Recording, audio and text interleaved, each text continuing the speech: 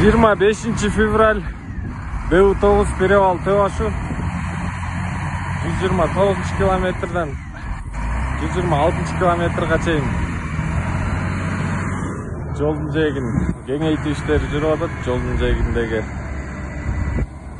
борон үйлөп койгон карларды погрузчик менен тазаланып атат.